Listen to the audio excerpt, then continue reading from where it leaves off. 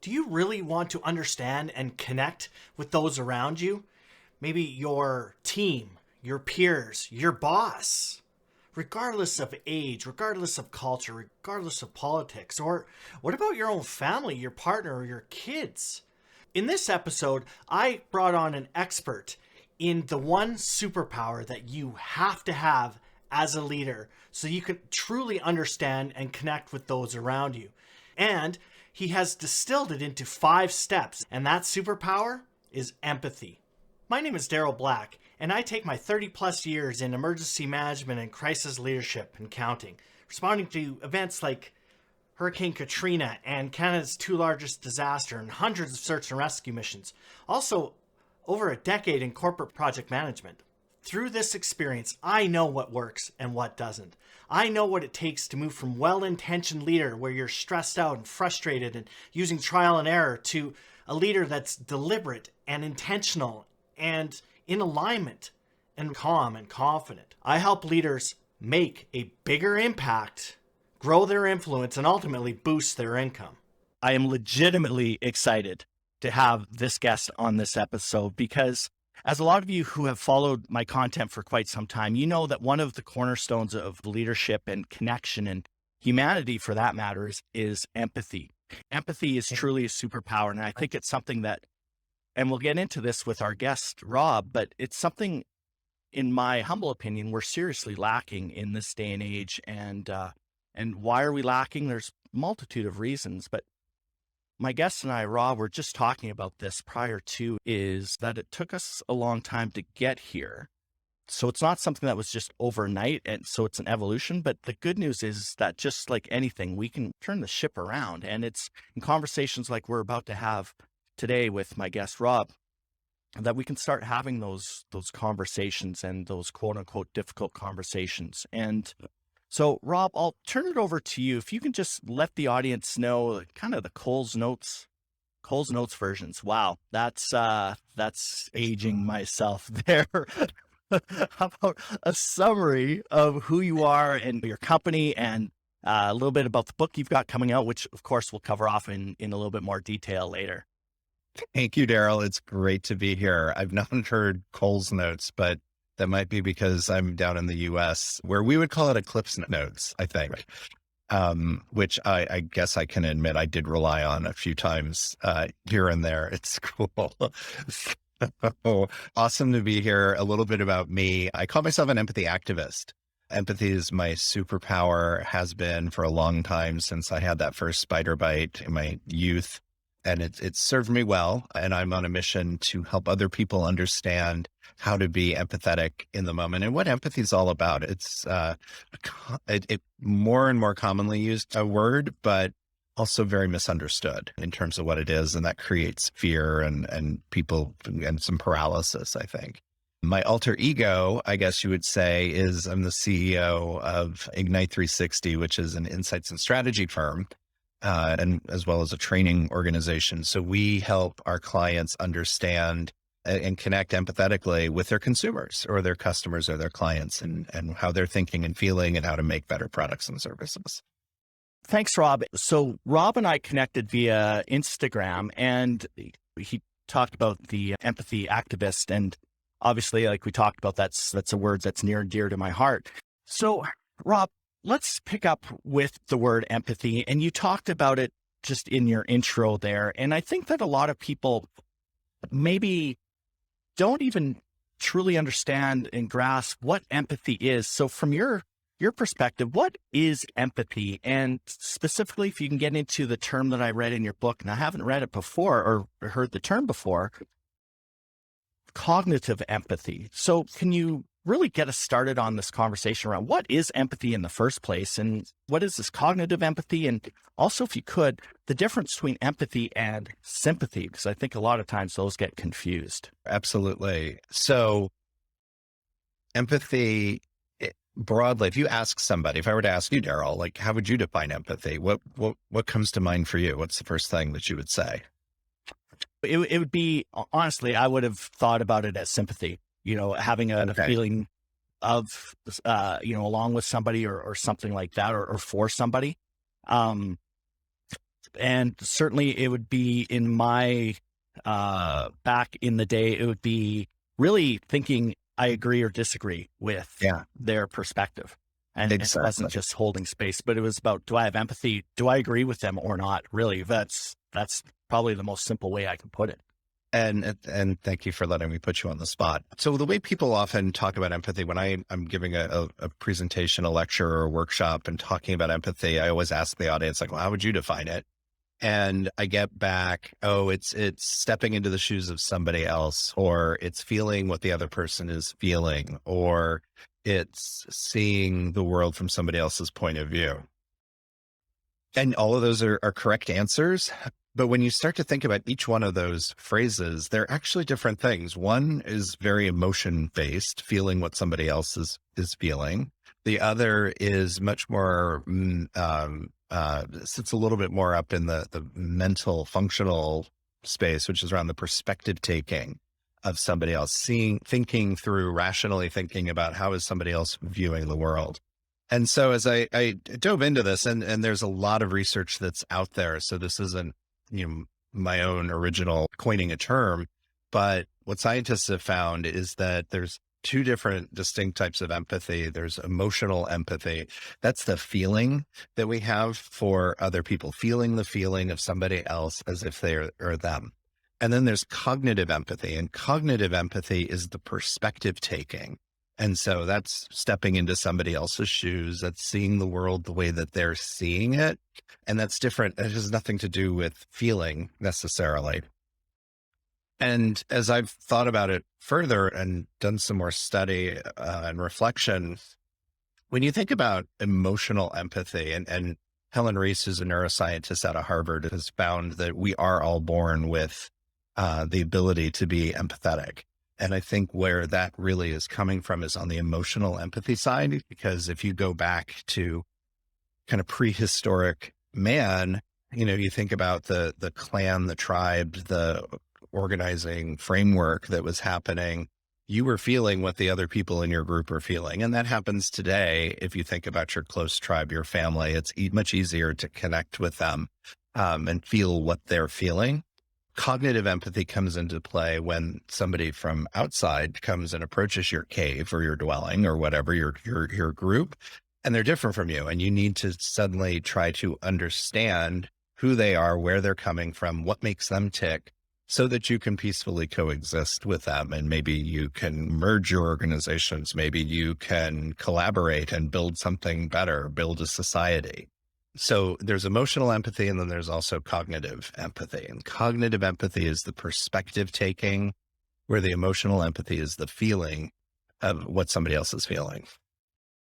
I really, really like that. And that actually speaks pretty strongly to the fact that empathy isn't something that is necessarily easy to embrace, which is why I wanted to talk about it, because you are dealing with a couple of different concepts around the emotional side and the cognitive piece. And all of these traits ultimately are what drive our behavior. And I think part of the reason of this conversation around empathy and why it's so important is because there is a difference between sympathy and empathy. And I'd like you to talk about that. And then I'd like you to lead into the conversation around an empathy crisis. If we're not demonstrating empathy, what's the downside of that? I know from a leadership perspective, I have a strong opinion around that, but as the empathy guru and the activist, I'm curious, what is the difference between empathy and sympathy? And what if we're not demonstrating empathy and it reaches a crisis point, as you deem in your book? The difference between empathy and sympathy, it's really the difference between a 3-letter word and a 4-letter word. Sympathy is about feeling for somebody. I'm sorry for your loss. I feel for you. Empathy is about feeling with somebody. It's feeling the feelings as they're feeling it with them. It's on a level playing field. What sympathy does is it can create a power dynamic. And it's sympathy. I hate saying that it creates a power dynamic and people to construe that as a negative thing necessarily. It can be.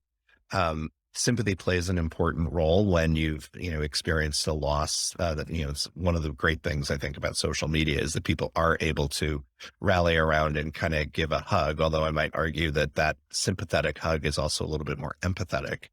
But sympathy creates a power dynamic. It's I'm feeling for you. I'm looking down on you and your mishap, your, misfortune. And I am feeling good that at least that didn't happen to me. There's a really great animated video on YouTube about 5 minutes long that Brene Brown has done, or somebody had animated Brene Brown talking about it. And it's got a fox and a bear and an elk, I think. And that explains really nicely the differences in sympathy and that power dynamic that happens, and where what we're looking for is empathy and having somebody feel what we're feeling. And it's interesting. Empathy is a pathway to many different things. It's the roundabout on the journey. So if you can come out of the dark forest and get to a place of empathy, all of a sudden you have all these different avenues in front of you that you can choose from. One of which you could take using empathy is to provide comfort and to comfort somebody else, but you have to have empathy with someone. And Jen Marr of Inspiring Comfort does some really great work. And as she talks about comfort, what people are looking for when they're needing to be comforted is that you empathetically are connecting with them. They're not looking for you to try to tell them, oh, hey, cheer up. It's going to be, the sun's going to come out. It's no, I need you to be there with me. And that's about having an empathetic reaction or response. Similarly, in the workplace that plays out, people are looking to have empathy, understand what's going on with me, why I'm, a parent suddenly working from home. I've got the kids running all over the place. My life is complete chaos. Hey, boss, whoever you are, and at whatever level in an organization, have some empathy with me, understand what's going on in my life. It doesn't mean you have to agree with it necessarily, but understand where I'm coming from. And that might be why my performance might be different. I might not be able to make every single meeting the way I used to, or maybe because I'm working too long, whatever the situation is. But it's about having empathy and making that connection. And if I can just jump in there, Rob. And so first of all, virtual mic drop, boiling down sympathy and empathy into just single words. Okay. So first of all, revolutionary. I have way overcomplicated it both in my own mind and so on and so forth. So kudos to you, Rob, virtual mic drop, and we can end there, but there's way more to talk about. And you talked about something that I wanted to lean into a little bit. And that is the fact that I don't even have to agree with your perspective. And it's not about being right or wrong. And we'll get into judgment here shortly, but I think a lot of times we hear a situation or we hear circumstances or something, and we immediately go into, well, I don't agree with that, or I do agree, or whatever. But what I'm hearing you say, and I want to be very crystal clear on this, empathy is not about agreeing or disagreeing. It's about holding space for that person, ensuring that they feel heard and that they matter and that they have a voice, and all of those other things that I would submit to you that we're looking for, particularly in a virtual world. I think the need to have our voices heard and all of those things have really come to the forefront, and empathy gives that space with whoever you're speaking to or interacting with. It's that open space that they can step into and they can be heard. So I just really wanted to hone in on that point because I think it's really, really important. Yeah. If you were going to boil empathy down to two really key words that illuminate what empathy is, it's about understanding. And then the other word would be connection. It's understanding where somebody else is coming from or understanding how they're feeling. And just by doing that, you're connecting with them. Empathy, I'll also often introduce empathy and talk about it. There's a great photo we use of some people in a movie theater. They're obviously watching a scary movie and they're all like, empathy is an E word. And that's how I talk about it. It's like emotion, a word that people are afraid of. Some people, not everyone, but a lot of people are afraid of emotion. They're afraid of empathy because they think it's all about the feelings. They feel that their fear is that they're going to have to give up their own belief system. how can I possibly have empathy with somebody that's on the, don't just use politics because that's the easiest and the thing you see constantly. How could I possibly agree with somebody or see the point of view? Actually, it's not even agreeing. How can I see the point of view of somebody across the aisle? That would mean that I'm giving up my own beliefs. And that's actually not the case. You're doing that so that you can go, oh, okay, here's the gap that we have. And now I can start to work towards compromise and collaboration and get to a solution, resolution together when I have empathy with somebody else. Sadly, though, there is Barack Obama referred to it as an empathy deficit. Back in, I think, 2015, he might have said that. I think he was being very generous. To me, it's a crisis.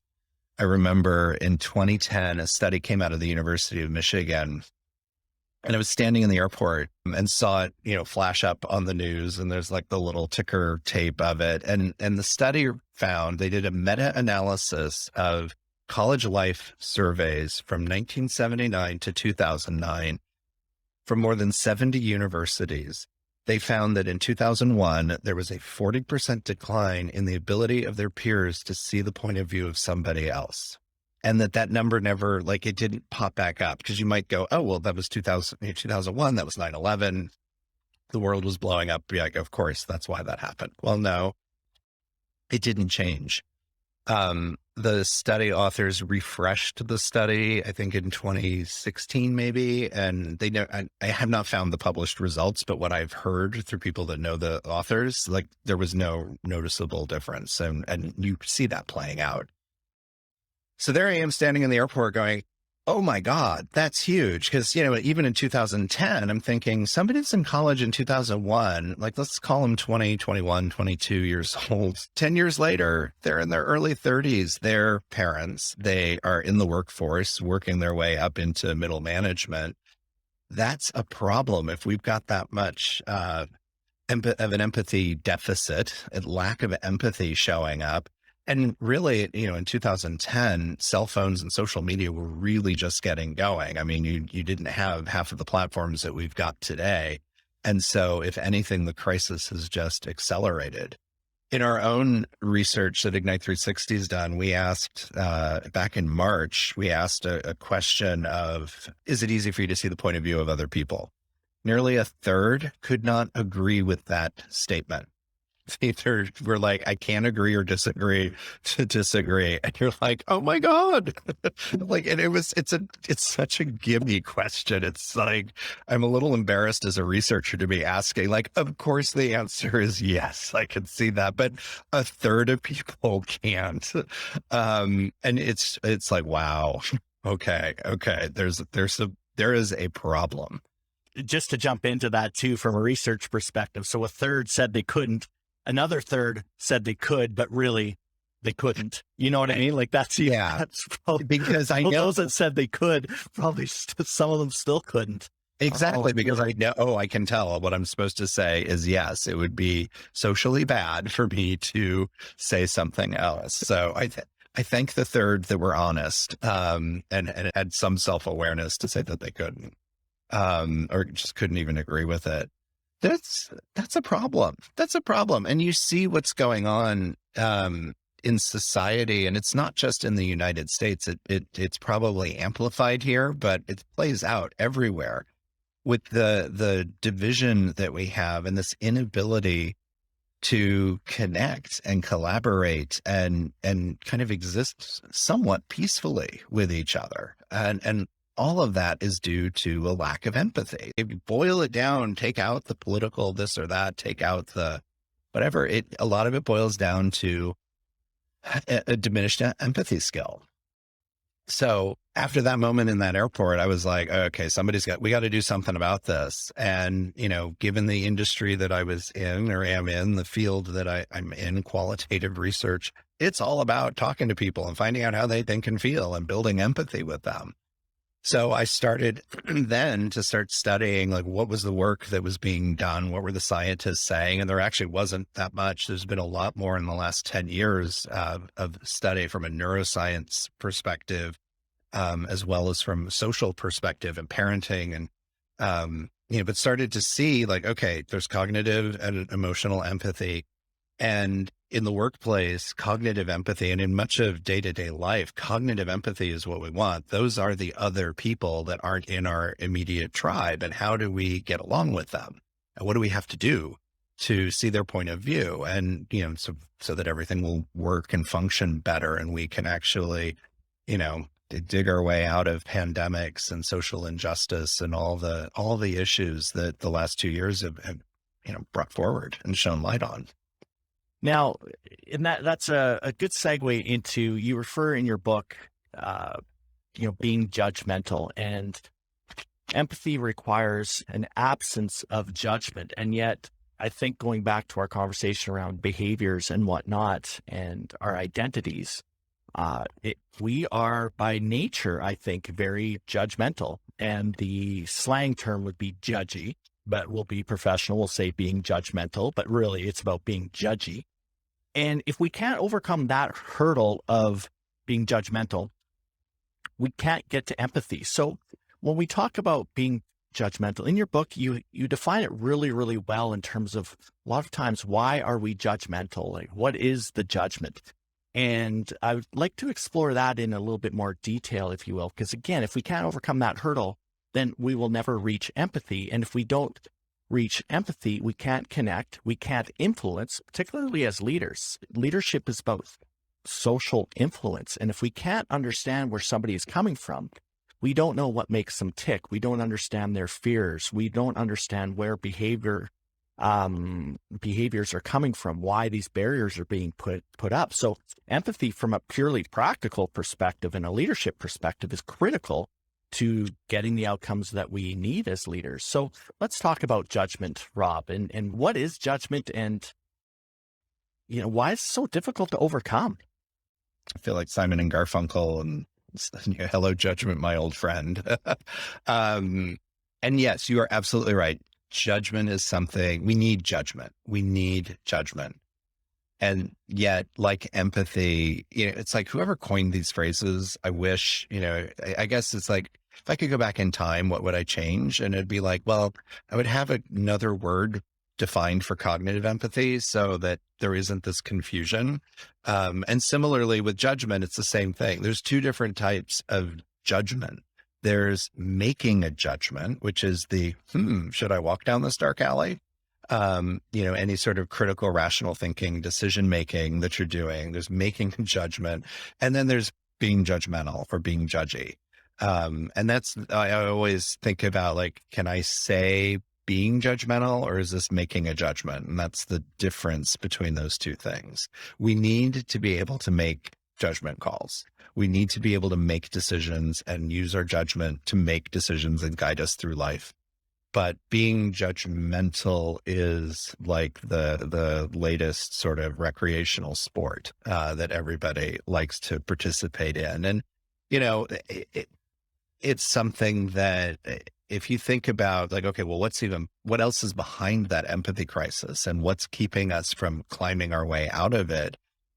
Look at the media in general. If you look at entertainment over the last even 20 years, reality television is a zero-sum competitive sport. And it's all about being judgy. And, the Real Housewives that are the bigger bitches get the bigger ratings, and they get everybody likes that. And they look at that, or who's the villain on The Bachelor or Bachelorette. And, it's all about being judgy. And even those shows, The Bachelorette is about judging people, and being judgy and like, I'll give you a rose, but not you because I don't like whatever. All superficial stuff. That's being very judgmental. And then, social media. And like, do I need to talk about being judgmental on social media and the trolling that happens, and just beyond the true trolls, just the day-to-day, like how we treat each other? Is there enough kindness in the ways that we're interacting with each other on all the different social media platforms? And a lot of that, it's social media is about validation. It's about self-worth, and I want likes. So I'm doing things that can be outside of my character, but if I know people are going to like it, that gives me that dopamine release, which I want more of. It's addictive. So you just keep doing more and more and more of the same behaviors. And like, being judgmental about people. So all of that has fought against, getting to a place of empathy. So for me, like, judgment is the brick wall that surrounds us, and you have to be able to dismantle it brick by brick so that you can clear it and move forward. If you aren't able to get beyond that, you can't get to a place of empathy because you're closed. You're closed off. You can't see the other person. You can't make that connection. You can't understand them. And so then from a practical perspective, then we'll get into the 5 steps that you outlined so effectively in your book. I'm Daryl, I'm a leader, and you know what? I've listened to this or I've watched this and I've heard the empathy word all the time, and it's a buzzword. It's buzz bingo. Oh, there it is. I got to say empathy because that's cool. It's much like servant leadership where I've done episodes on that. But so I'm Daryl, I'm a leader. I'm supposed to be more empathetic. I'm supposed to be more non-judgmental or less judgy. What are 1 or 2 cues or something that you would suggest, Rob, from your perspective, that would is an internal check or balance? So if I'm starting to think in these terms, or if I'm using these terms both in my head or maybe even worse, outwardly, what are some ways that we can tell, all right, you know what, pump the brakes on the judgment there, dude? What does that look like? First, ask yourself, where is this coming from? We know when we're being a bitch, when we're being judgmental. Hit the pause button and just go, wait a minute, what am I saying? Where is that coming from? Most often it's coming out of a place of bias, a stereotype that you might have. It could be from past experience, which might not mean past experience with the individual that you're about to be judgmental towards, but from your own past with who knows what, the way your parents behaved, your peers, or something else that happened in your childhood. So hitting the pause button is the first thing. You go, wait a minute, where is that coming from? And that's really, it's challenging. It's hard. I spend a lot of time talking about, like, the biggest section in the book is about dismantling judgment, because that is the biggest and the hardest step for most people. Getting beyond those particular stereotypes. So, okay, you're in that moment. What do I do? Well, first of all, like, think about what you're saying. Where is that coming from? Put yourself into the shoes of the person hearing that. How are they going to receive what you are saying to them? That requires being empathetic. So hopefully you put the judgment down, but you're trying to hear what you're saying, how that's going to be received, and being cognizant of that. Think about whether you're asking the questions. Like, do you have all of the information? Or are you rushing to a decision? Is there something else going on in your life right now that's got your knickers in a twist? Maybe you're in a bad mood because you didn't get enough sleep. You're working from home. The kids are running around driving you crazy. You got cats running all over your desk, getting in your Zoom calls, whatever it might be. Those things, like, they can cause reaction, and they can bring up the judgment monster, and you'll start to be judgmental. So it's about being thoughtful and mindful of what are you saying? What are your actions even? What's behind it? What's actually driving it? And how is it going to be received? Is it going to deliver the message or elicit the reaction that is what you're actually intending? And first of all, when you talked about the cats on the Zoom call, I don't even have cats, Rob. So with all due respect, if there's a cat walking across my desk, I will rightfully be pissed because I don't even have cats. Okay. So first of all, I just want to be clear about that. And secondly, as human beings, this is something that blows a lot of people's minds, in that concept called metacognition. So we have the ability to think about what we think and why we're thinking certain things. And that's what makes us human. And that's what separates us from the animals in the animal kingdom and whatnot. And the ability to be self-aware, which I think is probably another superpower. But what you're talking about is the ability to really reflect and not judge yourself either for certain things, and really just being open with yourself. So thank you for that. And that leads us into the 5 steps. Okay. We talked about step number 1 a little bit with regard to step 1 is dismantle judgment. And is there anything you want to add around step 1 before we go on to step 2?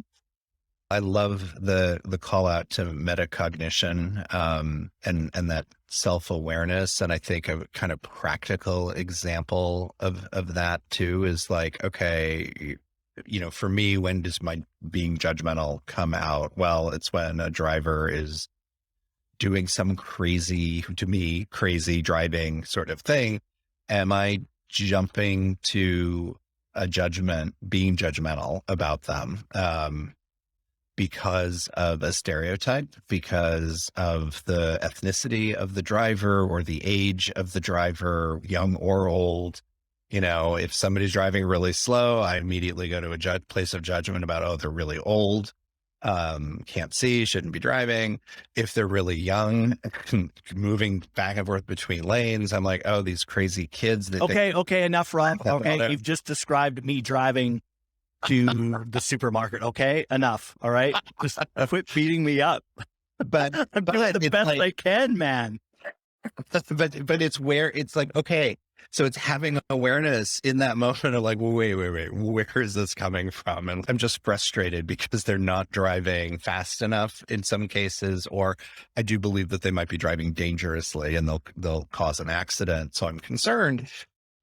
That's the thought that I need to have. And I need to make a judgment about how I'm going to respond to that. But it's the being judgmental that's got you shaking your fist at somebody and where road rage starts to come into play. And it's all those emotions of anger getting out of control. So yes, there are 5 steps to empathy. As I've found from my studies, from looking at my own behavior, and also the behavior of my clients when I'm with them. That's always fascinating to see like what gets in their way when they're presented. I'm trained as a moderator. I'm used to going into strangers' homes and hanging out for a couple hours and talking to them and finding out how they live and feel. And I find it endlessly fascinating. For my clients, it can be really uncomfortable because they're not used to doing it. They don't do it every other day. It might be a once a year sort of situation. And so, but it's a great example, as I went back to that prehistoric illustration of the other person coming and approaching my cave. Well, that's exactly what this is. You've got to then use cognitive empathy to get there. Well, I'm going to have judgment, and you got to dismantle the judgment. That's the first step. Get beyond the judgment. The next step is asking good questions, and good questions are open. They're exploratory. They're not leading, and you watch a courtroom drama and there's an objection leading the witness. That's when a question is being asked to get somebody to say something for, affirmation bias would be a bias that feeds into that. When you want somebody to say a certain thing, you lead them in a direction. Or you might ask a closed question. And a closed question is yes, no, maybe, 1-word answers. And that's like anybody but a teenager, because the teenager has the miraculous gift of turning every question into a 1-word answer. And see, I'm being judgmental about broad stereotypes about teenagers. And I know from experience, like that's not the case. But it's asking open questions. So don't ask a question that can end with, that can be answered yes or no. Because it's like, okay, if you're looking to try to explore and learn from people. The next step after that. Sorry to interrupt, Rob. A good example that I use and I've heard around, open-ended versus closed-ended, where when we talk to a coworker, and if say I'm the leader, the usual is, hey, how are you today? The standard answer is going to be good or fine or surviving or every day above ground's a good day or, whatever. But if you really want to seek understanding for somebody, you would say, what are your feelings around going back to work, to the office, rather than, hey, do you want to go back into the office? Yes or no? Or what are your feelings about this? What are your thoughts around that? And then and we'll get into it with active listening, but really being attentive to the actual answer. So when Rob talks about close-ended versus open-ended, it takes a very skilled person to turn an open-ended question into, a one-word answer. And even if they do, as a leader, your obligation, or responsibility, maybe is a different word, or a better word, is to explore what that looks like and really figuring out from an empathetic perspective, what is their perspective on a particular situation. And you can have much richer conversations and you'll get way more information and you'll be able to connect really effectively with people by using that, the open-ended question, for example. So I just, sorry to interrupt. I didn't want to lose sight of that particular point. Thank you. I think those are great examples that you just gave. And it is, what are your feelings about returning to the office, or what are your feelings about working from home versus how do you like working from home? Well, love it, hate it. Okay. And in those moments though, regardless of which question you ask, where you want to go further, this is the ultimate tip on how to further the conversation. All you have to do is sit there and ask, tell me more about that. And that is what will, okay, you start to fill in and answer. Yes, tell me more about that. You do have to be comfortable with silence and let them start to speak, and let them take the conversation wherever is in their heads. And that's the beauty of it too. When you're asking a good question, it's set up so that the person that you're speaking with can take you in any number of directions. And it depends on what's going on for them. And ultimately, that's what you're trying to understand. What's happening with the other person, because you're trying to understand their point of view. So if you give them the space and you're asking an open question and you're following it up with a great open question where they can just continue on, you're going to get a much richer conversation than if you're asking the sort of yes, no, closed or stubby sort of questions. And beware of the judgment wall, right? Because that's going to be coming up. The more they talk, the more the tendency or the more temptation is for us to now, oh, that's way more I can apply judgment to. That's excellent. Keep talking so I can continue to judge. So again, looping back, reserve judgment. You are truly you're being interested in the answer. So I love how that judgment, like you said in your book, I know you've published it or you're publishing it, but a good title would be, tell me more about that, Rob. Just a little tidbit for you. Thank you. Great title for a book. Hold on. Let me email my publisher and see what they can do about that. Yes. And I just have to say, the woman that taught me that, who did my moderator training for me and just changed my life 14 years ago, Naomi Henderson, unfortunately just passed yesterday from COVID, breakthrough infection. So she's very, near and dear. And I reached out to her earlier this year, asking her if I could use that title, because that's a phrase that I associated with her and everyone in the industry does. And she was very generous and gracious and said yes. So I just feel the need to give a tip of the hat to Naomi, and may she rest in power. Thank you for that. Yeah. And so, yes. And thank you for bringing judgment. And I talk about it in the book. It shows up everywhere. It's not just like, it's like the whack-a-mole of getting to empathy, and you don't know when the judgment's going to show up. There might be something that somebody's telling you when you've asked that good question and they're feeding back and it triggers you. You go to well, I would never do that. Well, put the cats in another room. Who cares? And I have 3 cats, so they're not around, they're sleeping right now, but they do make appearances, on many a call. So yes, you've got to be mindful that to keep the judgment at bay, being judgmental.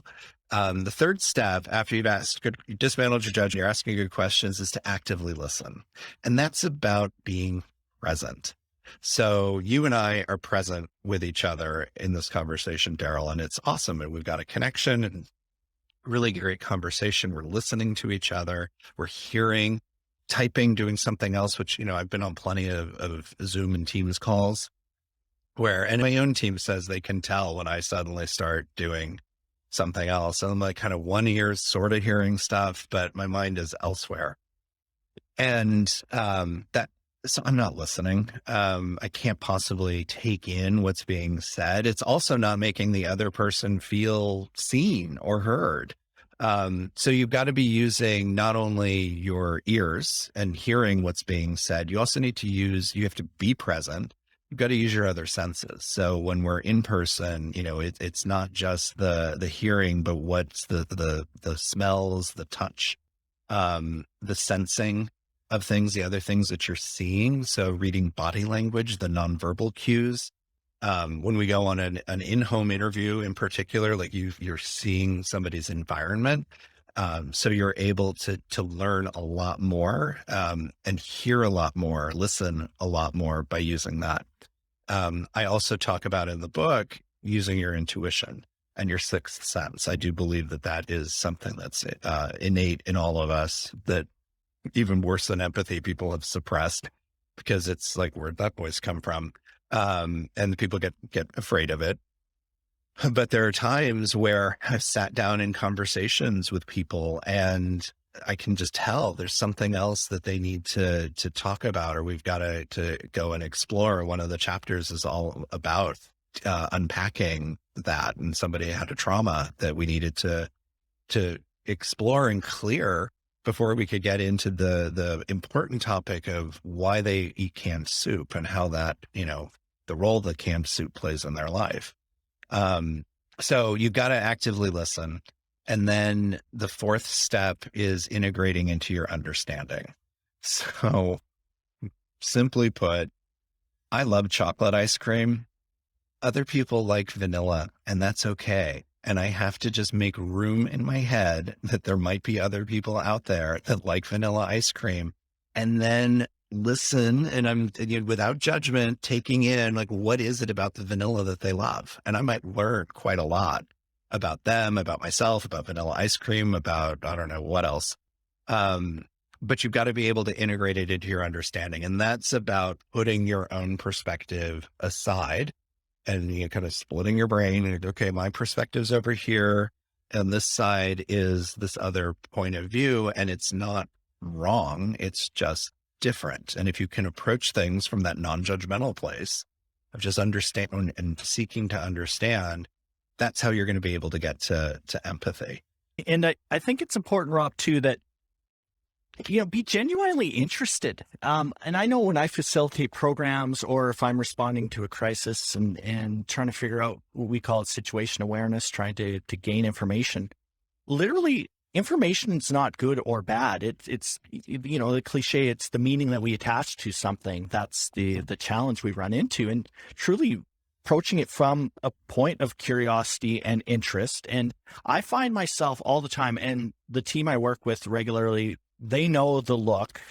Like, I will literally just like out of a James Bond movie or something, be like, that's interesting. Like, I'll literally do that. That's my subconscious kind of cue, because I am genuinely interested in other people and situations and so on and so forth. And, but that said, that's a skill, and that's something that just has to be continually reinforced with yourself. So I really, really like that. And again, I don't even have to agree. That's not the point. The point is not, I have to figure out a rebuttal, in terms of active listening or anything like that. I don't have to be right. What? I don't have to be right?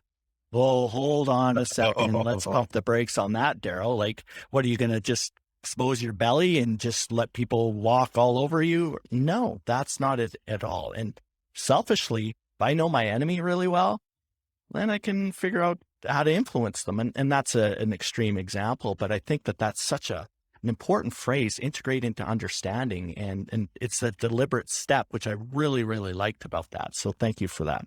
Absolutely. And thank you for bringing up all the importance of curiosity, and everybody has a story to tell. And it's not in a bad way. Like, everybody just has a story. We all have our experiences, and somebody that looks just like you might have had a very different experience, and they have their own story to share. So taking the time to honor that and listen to them and hear their story, like you're just going to learn so much about humanity, about them, about yourself. And you're going to learn how to interact with that person in a way that's going to be a lot more effective. We'll also recognize biases. Again, we don't have 4 hours to talk about subconscious or unconscious biases, but I was recently on a large project for a non-governmental agency here in Canada, and we had 500 people that I was leading and supporting, and most or a lot were new Canadians, literally new Canadians, refugees from different countries and so on and so forth. And it was really interesting, like legit interesting, Rob, just to hear their stories, and absolutely amazing people, amazing individuals. But even if I wasn't looking to integrate in understanding, if I wasn't interested in that, then I would miss out on the fact that people are freaking amazing. Everyone has a story to tell, and I'm coming at it as a white male, 49 years old, handsome, smart, intelligent, charismatic. Okay, maybe my self-awareness is a little bit off, but let's move on, shall we? But yeah, and part of leadership is about being curious, because you could miss something too.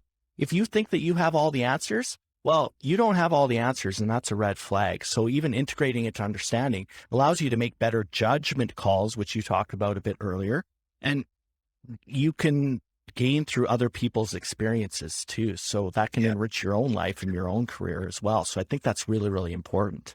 Yeah, absolutely. And one of the biggest lessons I've learned in the last 10 years is just starting to realize that, not everybody thinks just like me.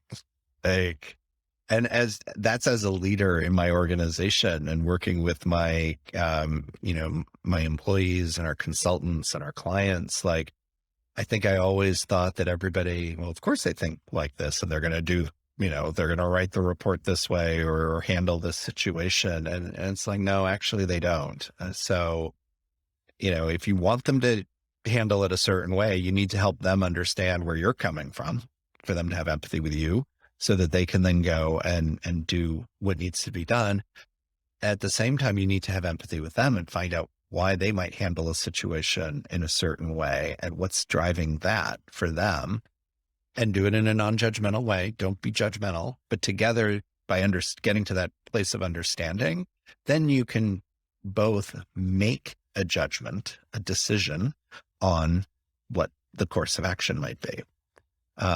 So yeah, it comes up constantly in at work, and it's all about cognitive empathy. It's not as much about the emotional empathy.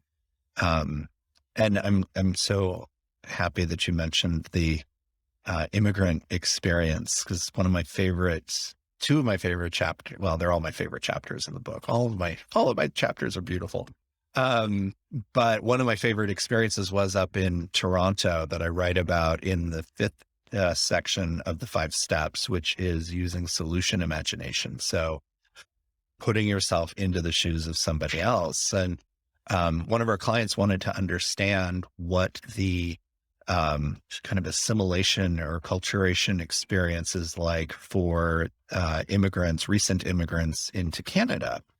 And it's an American multinational. And so, over here, we're like, oh, they're all Hispanic, and, they're coming in from Mexico or the Caribbean. And it's like, no, they're South Asian, they're Chinese, very, very different points of view and reference points. And so we got to do in-homes with these amazing individuals. And I think so many of us forget that, if you are white, you're not from here. You are of immigrants yourself.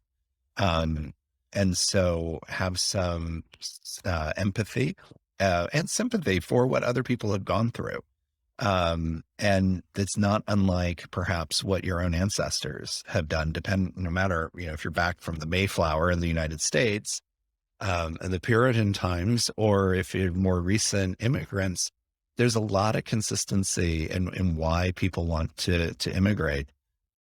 And I had an amazing experience. I was talking with a couple in Canada.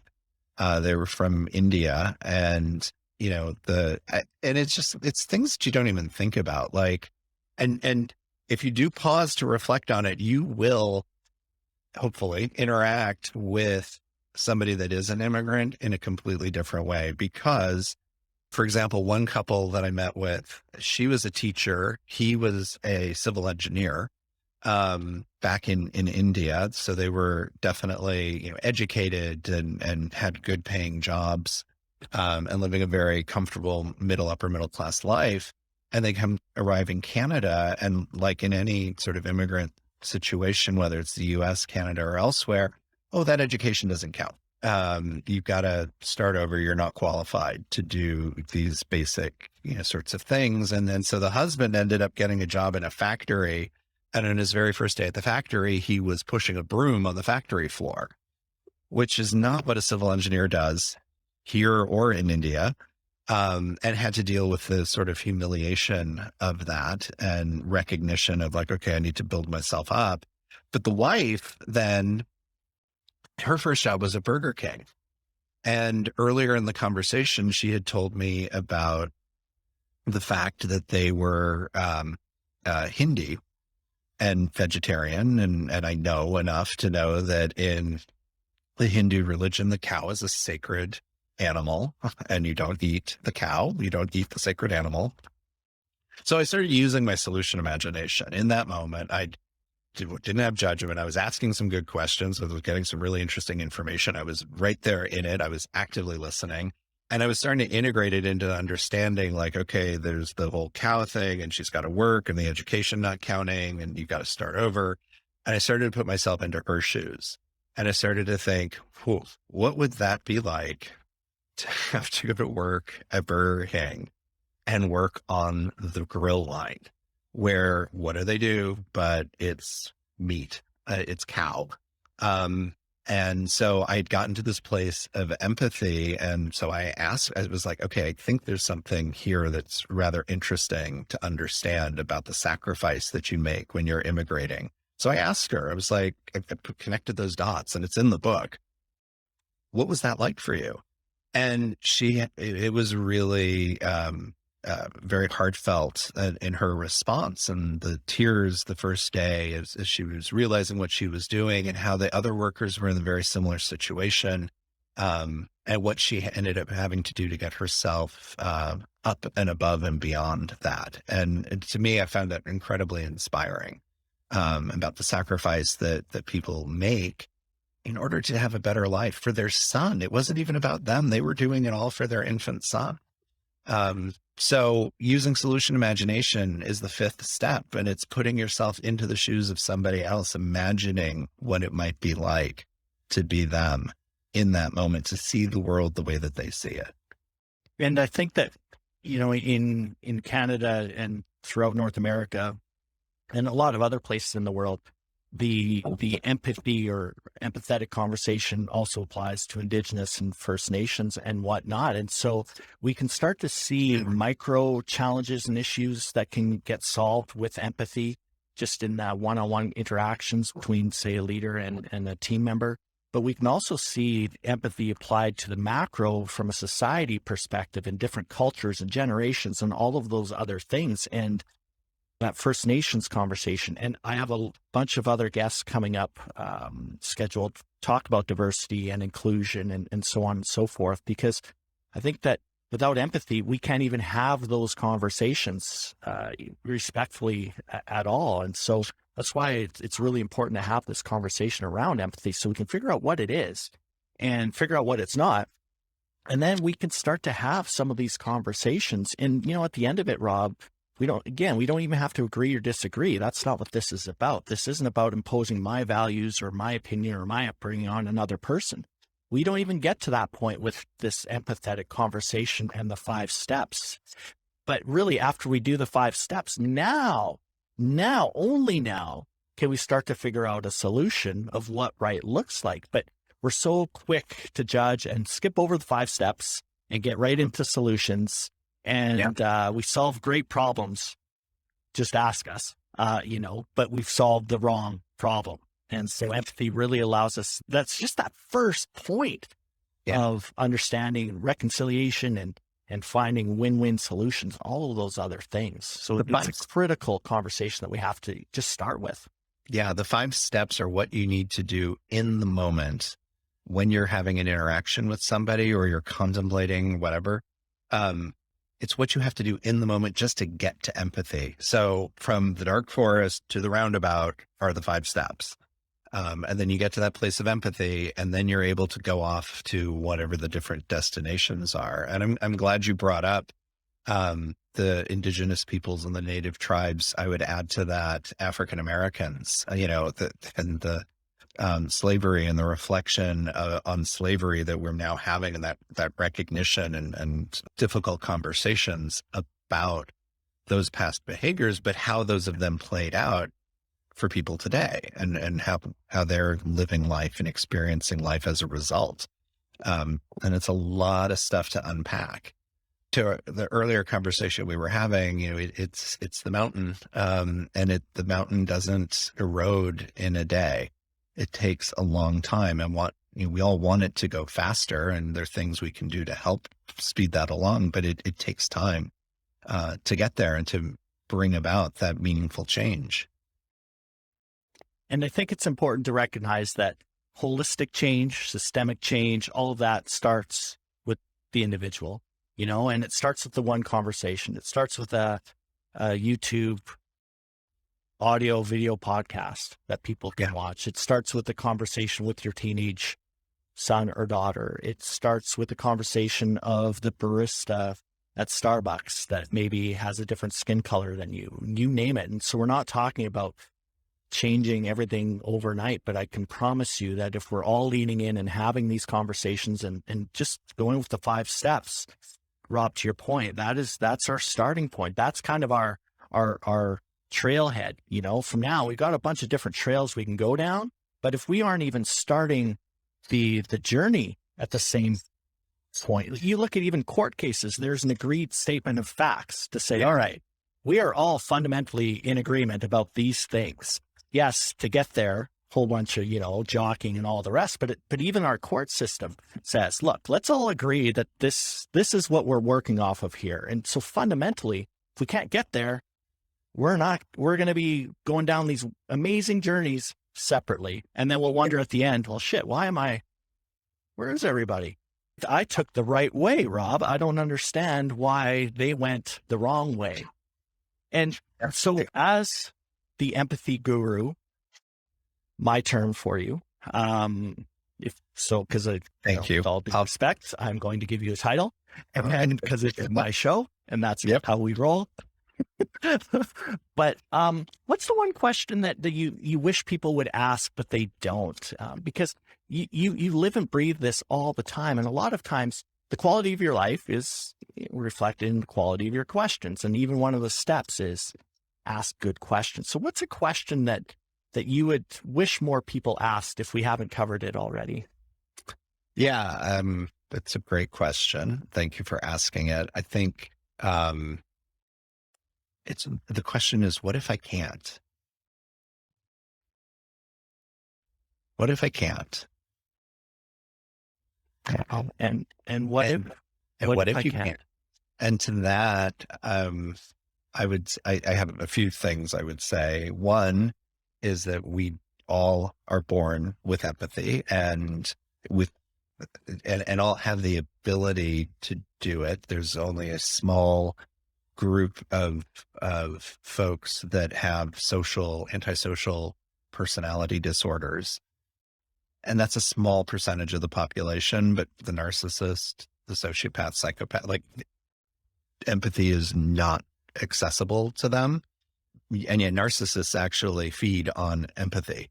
They go find the empath. But beyond that 30% I was talking about earlier, that 1/3, most of them have the ability to actually have empathy, but they need to have the metacognition. They need to take the time to reflect on what might be getting in their way. And that might not be something they're able to achieve through their own just sitting in a warm bath and pondering it while staring at a candle, like you might need to engage a mental health professional to unpack some of that stuff. And that would be amazing. And very helpful for people to do. So I think there's a lot of fear about, what if I can't do this? What if I fail? And it's like, well, I think you actually probably can, but it's then taking the steps that each individual needs in order to get to that point. And, I appreciate you calling me an empathy guru. I say many times in the book, I am not perfect. I mean, judgment flares for me, like, plenty of times. It's wired in my family's DNA. But I have to be really cognizant of it and aware and dismantle it when it's coming up. And then I can move pretty easily through the other steps at this point. But we're all on a journey. We're all practicing, and it's the effort and the attempt that's what matters. And now, no journey is easy, but journeys are far easier when you have a roadmap and you have some tools. So let's talk about the book that we've been alluding to throughout this conversation here. What is it? Where can they get it? At the time of this recording, it's in pre-order, but yes, obviously this content, last time I checked, empathy will apply, for the rest of humanity. So if you're seeing this or hearing this in a year or two or whatever the case is, the book will be released. And having read it, folks, honestly, it's literally step by step to get to that trailhead to start the conversation. So Rob, over to you. Where it is available wherever books are sold. Hardcover, ebook, an audiobook version is coming. I actually have an early printed copy of it right here. Tell me more about that. Solving the Empathy Crisis. So awesome. I love it. I love it. Yeah, I mean, oh my God, the experience of getting to open the box up and see it was just huge. And I'm actually now reading the book as though I'm a reader of the book, which is so rewarding as an author. I've worked on this for so long. But tell me more about that. So Amazon, Barnes and Noble, it's, if you go to 5stepstoempathy.com, 5, the number, 5stepstoempathy.com, that's the book landing page. And there's links to a lot of different retailers that are selling it. So whether you're an Amazon shopper or elsewhere, you'll be able to get it. And then there's other links to other information, to go through training, to get bonus content, lots of stuff that's available. Well, as a fellow author, even to say that is very weird for me. I am very empathetic with regard to the journey to get there. I'm working on one myself, and just, all the inner dialogue that happens, and that's probably another conversation. But having read the book, Rob, you can be very, very, very proud of the outcome and the result. And even if it just starts the synapses firing with regard to empathy, I think that will have moved people at least starting down the right path. But that's not to imply it's not full of value, because it is. A lot of people are looking for, well, how do I do it? Where's the roadmap?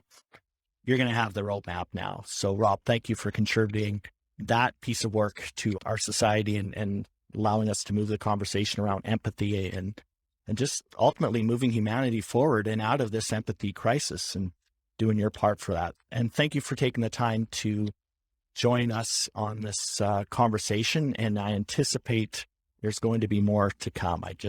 I'm no Kreskin or like a futurist or whatever, but I think we're going to be doing some work together. Also, we'll leave the URL in the description, as well as where else we can find Rob on social media like Instagram and so on and so forth. So Rob, thank you very, very much for taking the time out of your day to talk to us. And as I said, move the yardsticks a little bit further. Thank you so much, Daryl. It's awesome conversation. Yes, I'm looking forward to future ones as well. And as one of the early readers of the book, thank you for the feedback. I appreciate it. All right. Thanks, Rob. Thank you.